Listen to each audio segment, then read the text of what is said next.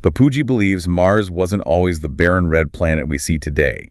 He claims it once thrived with life, much like Earth. And not just simple life forms. We're talking advanced civilizations with technology that might seem like magic to us. Bapuji even suggests these Martians possess cities. Well, Bapuji believes these Martians might have had abilities we'd consider superhuman. So picture a civilization on Mars, capable of harnessing energy in ways we can't even comprehend, maybe even bending the fabric of reality itself. But where did they go? Well, according to Bapuji, the Martians we see today aren't those advanced beings. He believes a catastrophic event, possibly a war, forced them to retreat underground, leaving behind a desolate surface. A war? Hold on, is he suggesting an interplanetary conflict? Like maybe these Martians weren't just fighting amongst themselves, but with beings from other planets. That's exactly where Bapuji's narrative takes us. He hints at the possibility of extraterrestrial beings visiting Earth and even influencing our ancient civilizations. He points to texts like the Mahabharata, an ancient Indian epic, as potential evidence. I've heard of the Mahabharata, but I'm not very familiar with the details. Could you give us a quick rundown on how it connects to Bapuji's claims? Of course. The Mahabharata is filled with tales of flying chariots, celestial weapons, and beings with extraordinary powers. Bapuji suggests that these stories might not be entirely mythological. What if those flying chariots were actually advanced spacecraft? What if those celestial weapons were advanced technologies that our ancestors couldn't comprehend? There is. Bapuji doesn't just focus on the physical aspects of extraterrestrial life. He delves into the realm of spirituality and consciousness, suggesting that we're all interconnected on a much deeper level than we realize. Well, Bapuji emphasizes the concept of a universal consciousness, a sort of cosmic web that connects all beings. He also introduces the idea of souls traveling across planets carrying memories of their extraterrestrial origins. That sounds like the concept of reincarnation, but on a cosmic scale. Bapuji believes that science, as we understand it, is still in its infancy. He argues that our current methods of observation and measurement can't grasp the true nature of reality. He encourages us to explore alternative ways of knowing to tap into our intuition and inner wisdom. So he's not dismissing science altogether. He's suggesting that we need to expand our understanding of what constitutes knowledge and how we access it. He's basically saying there's more to the universe than meets the eye, and our current scientific tools might not be sophisticated enough to detect it. Precisely. And to understand this deeper reality, Bapuji encourages us to consider a thought experiment. Imagine an ant crawling on a leaf. Its world is limited to that leaf, its perception confined to that two-dimensional surface. The ant can't comprehend the larger reality of the tree, the forest, or the entire ecosystem. So are we the ants in this scenario? Limited by our perception and unable to grasp the true nature of the universe. But if that's the case, how do we break free from this limited perspective? Bapuji believes that the key lies in our own consciousness. He suggests that we need to cultivate our intuition, explore our inner worlds, and be open to experiences that challenge our conventional understanding of reality. So we've got ancient Martians, ancient astronauts, interplanetary conflict, and a call to expand our consciousness. Where do we go from here? In the next part of our deep dive, we'll delve deeper into Bapuji's specific claims about extraterrestrial life and explore how he connects these ideas to current scientific discoveries. This is definitely a deep dive into uncharted territory. Stay tuned, because things are about to get even more mind-bending. Welcome back to our cosmic exploration.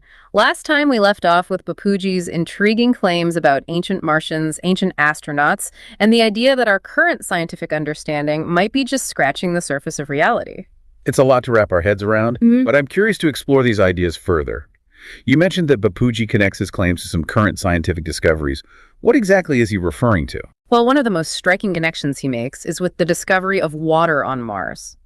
You see, for decades, scientists believed that Mars was a dry, barren planet. But in recent years, evidence has emerged suggesting the presence of liquid water beneath the surface. That's huge. Water is considered a key ingredient for life as we know it.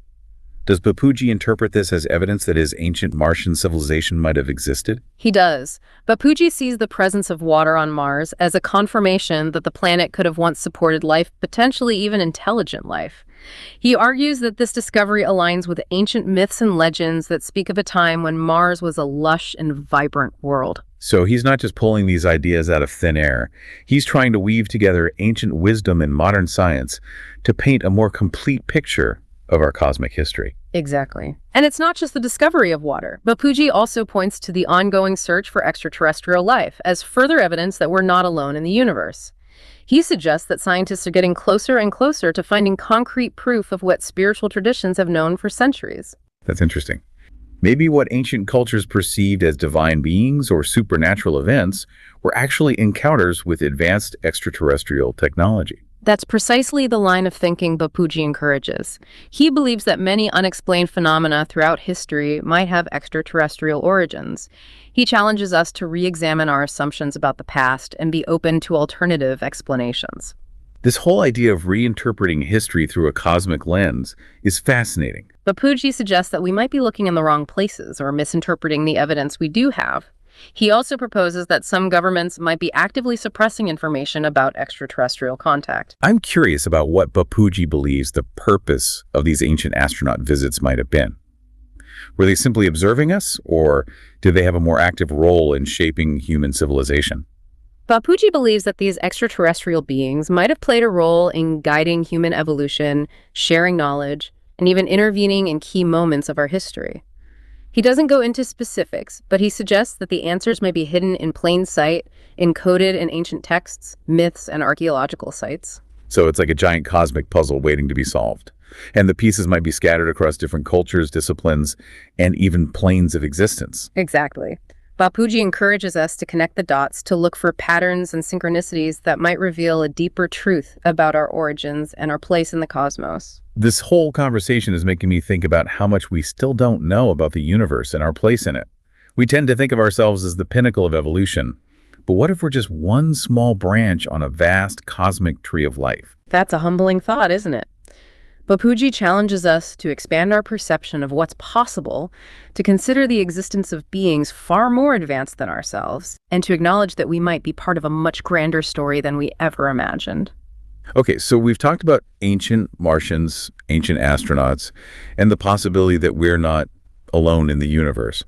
But what about Bapuji's more spiritual claims? How do those fit into this cosmic narrative? Bapuji believes that the physical and the spiritual are interconnected, that there's a deeper reality beyond what we can perceive with our senses.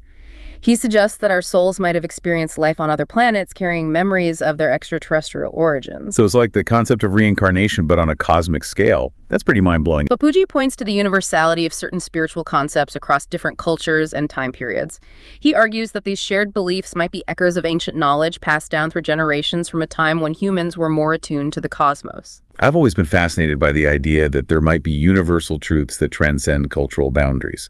Is there any scientific evidence to support this idea of souls traveling between planets? Or is it purely a spiritual concept? That's where Bapuji challenges the limits of modern science. He argues that our current methods of investigation are ill-equipped to study consciousness and the nature of the soul. He suggests that we need to develop new tools and approaches if we want to unlock these mysteries. So he's not saying that science is wrong, but that it's incomplete. There are certain aspects of reality that might be beyond the reach of our current scientific understanding. Precisely. Bapuji encourages us to explore these realms through intuition meditation and other practices that expand our consciousness. He believes that by connecting with our inner selves, we can tap into a well of ancient wisdom and unlock a deeper understanding of our place in the cosmos. Bapuji's perspective challenges us to think differently about the universe, our history, and even the nature of reality itself. What else does Bapuji have to say about this interconnectedness between the physical and the spiritual? In the next part of our deep dive, we'll explore Bapuji's claims about the existence of a universal consciousness, the interconnectedness of all beings, and his critique of modern science's limitations in grasping these concepts. This deep dive is turning out to be a cosmic roller coaster ride. I can't wait to see where it takes us next. A roller coaster ride. I can't wait to see where it takes us next. Welcome back, fellow explorers. We're in the final leg of our journey through Bapuji's cosmic perspective. So far, we've explored ancient Martians, ancient astronauts, and the idea that our souls might have traveled between planets. Now it's time to dive into what some might consider the most radical aspect of his teachings, the concept of universal consciousness. You're right, this is where Bapuji really challenges our conventional ways of thinking. He suggests that there's an underlying interconnectedness to everything in the universe, a sort of invisible web that links all beings and all things. So it's not just that we're all made of stardust, which is already a pretty mind-blowing concept, but that there's an actual energetic or spiritual connection between everything. Exactly. Imagine a vast network of energy, information, and consciousness flowing throughout the cosmos. Mapuji believes we're all part of this network, constantly exchanging information and energy, whether we're aware of it or not. That makes me think of the internet, where billions of devices are interconnected, sharing data at lightning speed. Is it something like that, but on a cosmic scale? That's a great analogy. Just like the internet allows information to travel instantly across the globe, Mapuji suggests that this universal consciousness allows for instantaneous communication across the cosmos.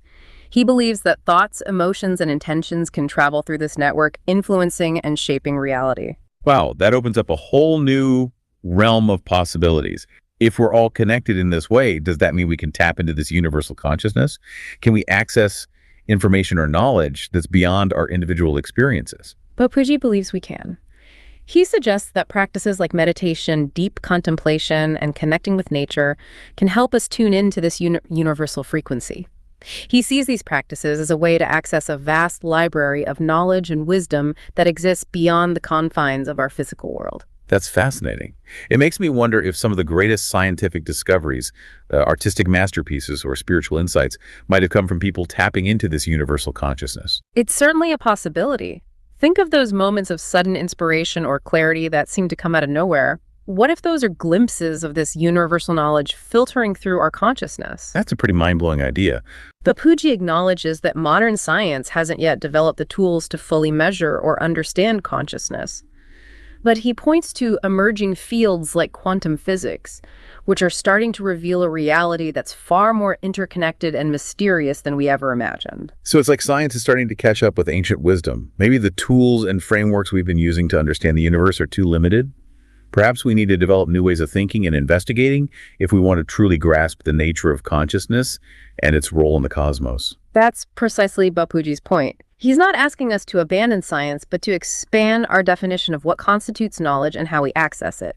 He suggests that intuition, inner knowing, and direct experience are just as valid as empirical observation and data analysis.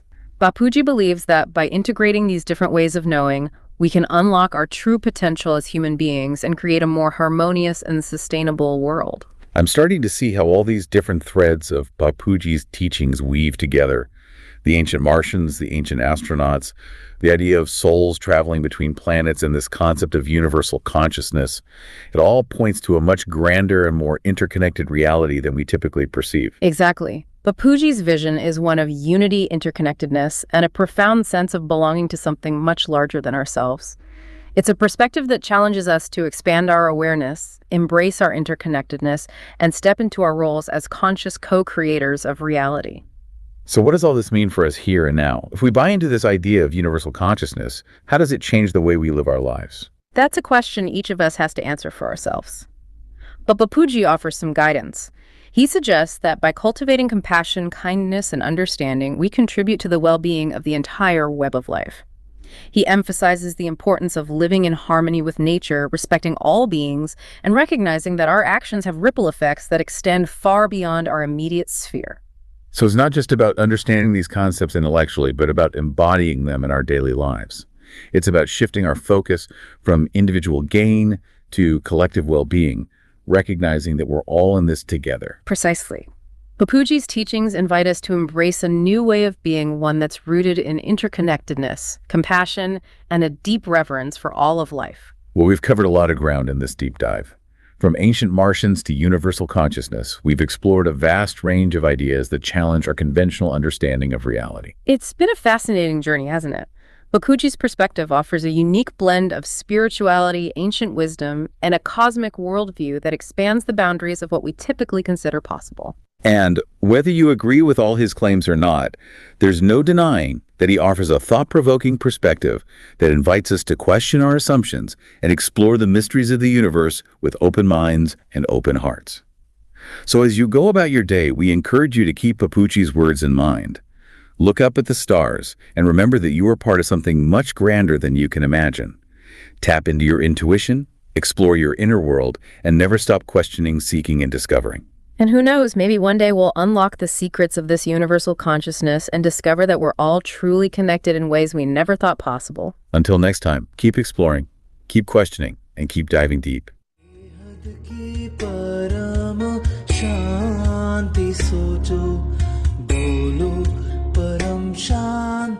Join us daily for our morning live meditation, Monday to Saturday, 5:30 to 6:30 a.m. Join us daily for live meditation, 10 p.m. to 11 p.m. on YouTube Live. Subscribe now. Website www.paramshanti.org. Email us anand@paramshanti.org. Like, share, subscribe. Join today.